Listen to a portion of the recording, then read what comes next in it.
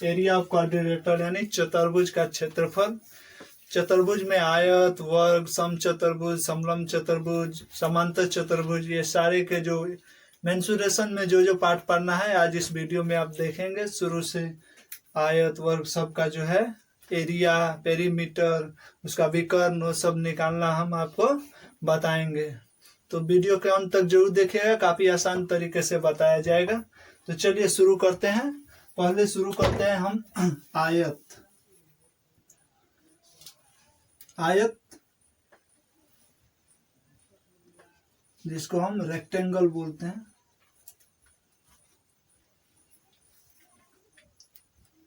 आयत किसको कहते हैं? ये जो आयत जो है, आप चित्र से समझिए। आयत के आमने सामने की भुजा जो है वो बराबर होती है, बराबर और समानांतर भी होती है, और दोनों ये कोण जो है हमेशा 90 डिग्री होता है। तो इसका क्षेत्रफल क्या होता है? क्षेत्रफल यानी एरिया, L इंटू बी, यानी लेंथ ये हुआ, ब्रेथ ये, यानी लंबाई इंटू चौड़ाई। ठीक है। इसका पेरीमीटर क्या होगा? परिमिति जिसको बोलते हैं, या परिमाप जिसको आप बोल सकते हैं। परिमाप, परिमाप यानी पेरीमीटर। ये होता है, देखिए पेरीमीटर क्या होता है? किसी भी आकृति का परिमाप का मतलब क्या होता है? चारों भुजाओं, उनके पूरे बाउंड्री का लेंथ, यानी पूरे बाउंड्री की लंबाई। तो इसका परिमाप 2 बार L और 2 बार B आएगा, यानी 2 बार L प्लस 2 बार B जोड़ेंगे, लंबाई और चौड़ाई। तो दोनों में तो 2 कॉमन ले लिए, L प्लस B, नहीं 2 इंटू, इसी को हिंदी में 2 इंटू लंबाई प्लस चौड़ाई। ठीक है। अब इसका विकर्ण के बारे में बात करते हैं। ये विकर्ण क्या होता है आप जानते हैं? किसी भी आकृति के जो है, ये 2 शीर्षों को जब मिलाते हैं, यहाँ पे ABCD मान लीजिए, ABCD एक आयत है, तो DB जो है यानी BD जो है एक विकर्ण है। तो आयत के विकर्ण की लंबाई हम कैसे निकालते हैं? तो विकर्ण यानी डायगोनल, विकर्ण इसका होता है √/L² जोड़ B²। चलिए आयत के लिए इतना ही बताएंगे। वर्ग, वर्ग यानी स्क्वायर।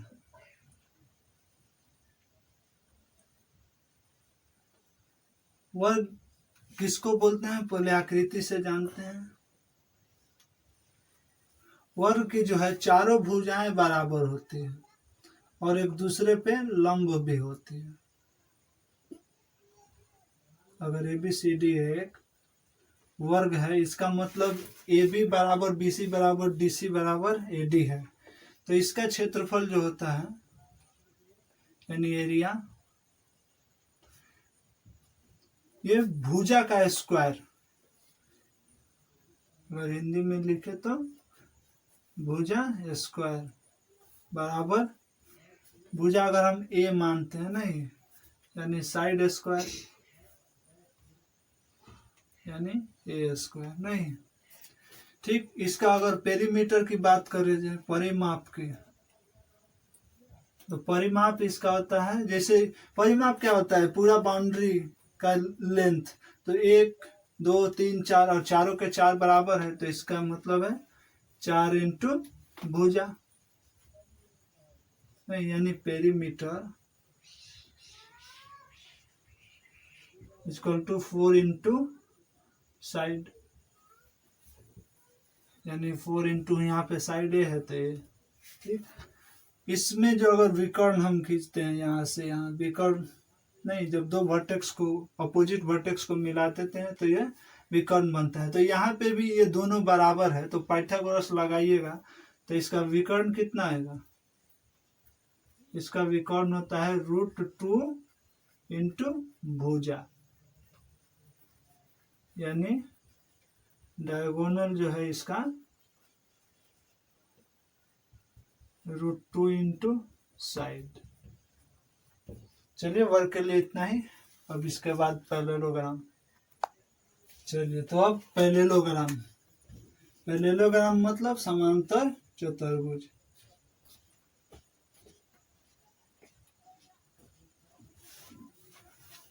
पैरेललोग्राम का मतलब समांतर चतुर्भुज। ये वर्ग, आयत, जो भी आप पढ़ते हैं वर्ग, आयत, ये सब भी एक समांतर चतुर्भुज है। नहीं, समांतर चतुर्भुज का मतलब क्या होता है? आमने सामने की जो भुजा है वो एक दूसरे के पैरेलल होता है। यानी ABC अगर है, ABCD, तो AB जो है पैरेलल होगा, AB पैरेलल होगा CD के या DC के लिख सकते हैं, और AD पैरेलल होगा BC के। तो ये समानांतर चतुर्भुज होने का एक कंडीशन। अगर ये बेस दिया हो और इस दोनों के बीच का जो ये हाइट दिया हो, नहीं, अगर हाइट दिया हो तो आप एरिया इसका बेस इंटू हाइट, नहीं, डिस्टेंस बिटवीन पैरेलल साइड। यहाँ पे ये कैसे हो जाता है जहाँ बेस और हाइट पे हो जाएगा? सपोज अगर ये मान लीजिए डायगोनल जो है, ये डायगोनल, तो पैरेललोग्राम का जो डायगोनल है वो पैरेललोग्राम को 2 बराबर भाग में बांट देता है। इसलिए यहाँ पे जब आप डायगोनल खींचते हैं तो 2 त्रिभुज बन गया। तो इस त्रिभुज के लिए देखिए, ये BC के लिए, इस त्रिभुज के लिए क्या होगा? ये बेस और हाइट, तो अगर दोनों बराबर बराबर है तो इसका क्षेत्रफल और इसका क्षेत्रफल दोनों को जोड़ देंगे तो हो जाएगा। तो इसका हाफ बेस इंटू हाइट और इसका हाफ बेस इंटू हाइट, इसलिए दोनों जुड़ के बेस इंटू हाइट होता है। इसलिए एरिया अगर बेस और हाइट दिया रहे तो आप ऐसे निकालेंगे। ठीक, दूसरे तरफ से भी एरिया इसका निकलता है। कब निकलता है? यदि इसका डायगोनल दे दे और कॉरेस्पॉन्डिंग हाइट दे दे, नहीं, यहाँ से ये अगर हाइट दे दे, ये हाइट, अभी हम ये हाइट की बात कर रहे थे भुजा के बीच, यहाँ पे डायगोनल से हाइट की बात कर रहे हैं। तो ये डायगोनल जो है AC, ये भी जो देख रहे हैं पैरेललोग्राम को 2 बराबर भाग में बांट रहा है। तो यहाँ पे जो है, यहाँ पे भी हम ये जो पैरेललोग्राम का एरिया है, ये डबल त्रिभुज बन रहा है, 2 त्रिभुज बन रहा है। ये अभी के लिए हटा दिए, ये पहले सूत्र के लिए था। अभी देखिए दूसरे सूत्र के लिए, ये डायगोनल इनटू हाइट, तो इसको area equal to diagonal into correspondent height, आप लिख सकते हैं इसको, कॉरेस्पॉन्डिंग हाइट फ्रॉम डायगोनल। यानी डायगोनल से जो है सामने वाले से जो परपेंडिकुलर डिस्टेंस होगा वो, हिंदी वाले के लिए समझ आएंगे, आधार इंटू क्षेत्रफल बराबर क्या होगा? आधार इंटू ऊंचाई। और दूसरा अगर निकालना है फिर क्षेत्रफल, अगर डायगोनल दिया हो तो कर्ण और ऊंचाई। ये ऊंचाई कैसा होगा? ये कर्ण से सामने वाले शीर्ष तक की लंबवत दूरी।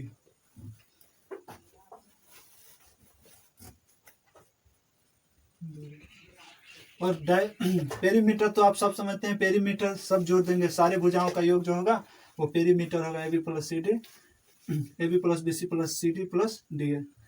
चलिए पैरेललोग्राम में इतना ही। चलिए तो अब आप पढ़ेंगे रोम्बस। रोम्बस यानी समचतुर्भुज।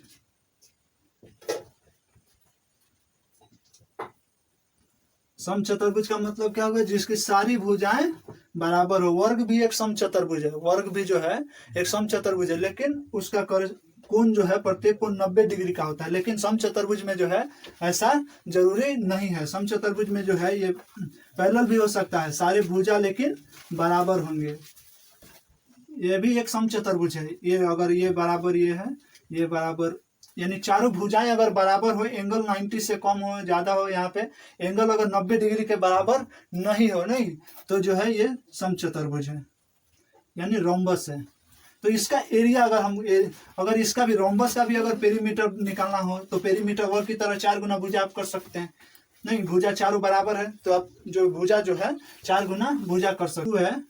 D1/2 अगर है तो ये भी D1/2 2 होगा। ये d2/2 यानी ये 90 डिग्री पे भी काटते हैं एक दूसरे को और पूरा विभाजित भी करते हैं। तो अगर हम त्रिभुज ये पूरा रोम्बस का एरिया की बात करें, अगर एरिया की बात करें तो क्या होगा, अगर हम जैसे बाकी सब में निकाले हैं समचतुर समांतर चतुर्भुज में, उस तरह से एक त्रिभुज में अगर लेते हैं तो एक जो है एक d1 लीजिए या d2 लीजिए, ये बेस हो जाएगा इसका और एक हाइट हो जाएगा। तो इसका क्षेत्रफल होता है 1/2 d1 into d2, 1/2 d1 into d2। Derivation के लिए देखिए त्रिभुज के बात कीजिए, ये त्रिभुज है, इसका आधार d2 और ऊंचाई d1/2। तो इसके लिए कितना हो जाएगा, त्रिभुज छोटे से त्रिभुज के लिए छोटा त्रिभुज ABD में ABC में क्या हो गया, त्रिभुज का क्षेत्रफल कितना होगा, एरिया ऑफ ट्रायंगल कितना होगा यहाँ पे 1/2 इंटू d2 इंटू d1/2 होगा। तो इसी तरह इसका हो गया। अब ACD का बात करें, त्रिभुज ACD दोनों को जोड़ देंगे तो बराबर हो ही जाएगा, एरिया ऑफ बराबर पूरा समचतुर्भुज का हो जाएगा रोम्बस का। तो इसका कितना होगा 1/2, इसमें भी d2 है और क्या है ये d1/2 इसकी ऊंचाई। अब दोनों के जब जोड़िएगा तो 1/2 तो कॉमन आ जाएगा और d1/2 पूरा d1 हो जाएगा, इसलिए d1 इंटू d2 होता है। ठीक, एरिया ऑफ रोम्बस जो है इक्वल टू होता है 1/2 और d1 इंटू d2। तो अब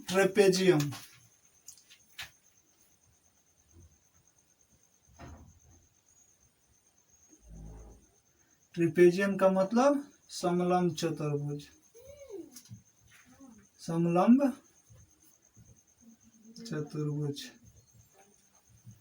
ये समलंब चतुर्भुज कैसा होता है, समलंब चतुर्भुज जो है इसमें दो भुजाएं जो है वो समानांतर होती हैं नहीं, और तीसरी और चौथी भुजा असमानांतर होती है। तो यहाँ पे अगर ABCD है, ये जो है समलंब चतुर्भुज है नहीं। तो समलंब चतुर्भुज जो है इसका क्षेत्रफल क्या होता है, तो इसका क्षेत्रफल होता है area of trapezium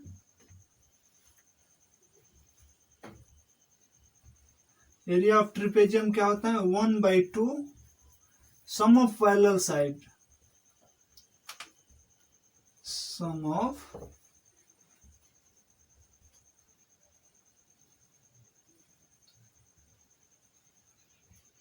into area of 1/2 into sum of parallel side into height. ये हाइट होता है ना, distance between perpendicular distance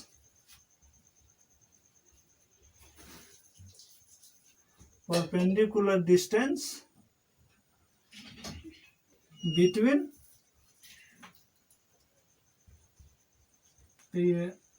parallel side. नहीं, हिंदी वालों के लिए ट्रिपेजियम का क्षेत्रफल यानी समलंब का क्षेत्रफल, समलंब का क्षेत्रफल जो है वो होता है 1/2 टू समांतर भुजाओं का योग।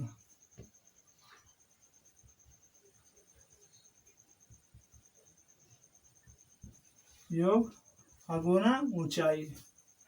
ये ऊंचाई क्या होता है, दो समानांतर भुजा। ये देखिए यहाँ पे ऊंचाई या फिर perpendicular distance between parallel side. ये पैरेलल यहाँ पे दिख रहा है, ये पैरेलल AB पैरेलल DC है। यहाँ पे आपको देखना होगा AB पैरेलल DC है। तो ये होता है ट्रिपेजियम का क्षेत्रफल, area of trapezium 1/2 sum of parallel side into perpendicular distance between parallel side, यानी समलंब का क्षेत्रफल 1/2 समांतर भुजाओं का योग गुना ऊंचाई। आज के लिए इतना ही, फिर मिलते हैं अगले वीडियो में। तब तक आप लोग ये सारा सूत्र याद कीजिए और अच्छा लगे तो लाइक कीजिए, चैनल को सब्सक्राइब कीजिए और ज़्यादा से ज़्यादा विद्यार्थियों के पास शेयर कीजिए। चलिए।